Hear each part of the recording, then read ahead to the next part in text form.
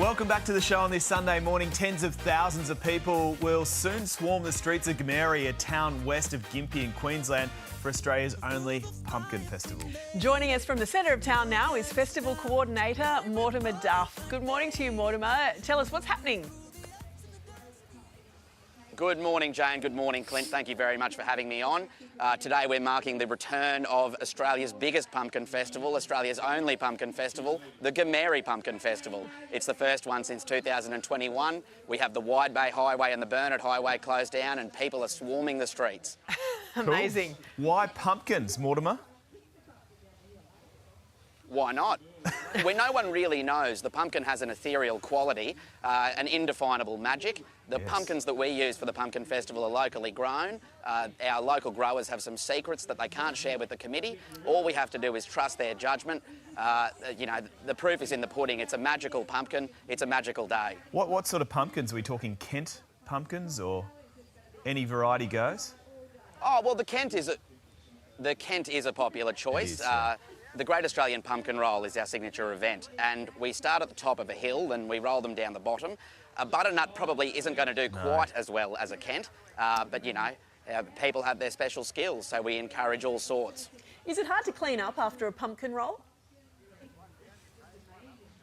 It's the easiest clean-up in the world. People come from far and wide. They want a souvenir pumpkin. It's like taking a little bit of the Berlin Wall, really. You know, you take your bit of pumpkin home from the Goomeri Pumpkin Festival. And we've got plenty of farmers in the district that come along and feed them to their animals. So the festival's been cancelled 3 times in the past 4 years between COVID, natural disasters as well. What sort of boost does this give the town to see it back in force? Well, Goomeri has suffered a once-in-a-century flooding event.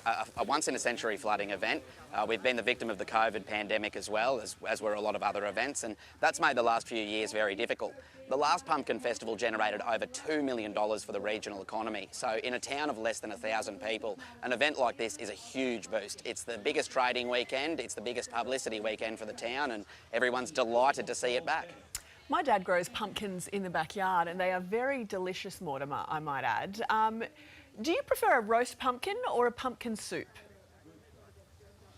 It's a good question. Well, we sell pumpkin soup at the Pumpkin Festival, so I'll have to stick with that. Okay. Pumpkin pumpkin scones, pumpkin pie. I forgot about all those other... It's all there. There's so many look, options. Is it a fruit or a vegetable? We are in the... It's a vegetable, but it can be anything that you want it to be, and that's the magic of the festival. It can be anything you want it to be as well. I thought seeds meant something of We fruit. are in the Burnett region. It is the home of the Bjorkia-Peterson family. I'd be remiss if I didn't claim the brilliance of the pumpkin scone. But whatever way you want to have it, we have all sorts here. Whatever floats your boat, Mortimer. We're here for it. I love your passion for pumpkins, brother. Thanks so Indeed. much for joining us on Weekend Today. Hey there, Today fans. Sarah and...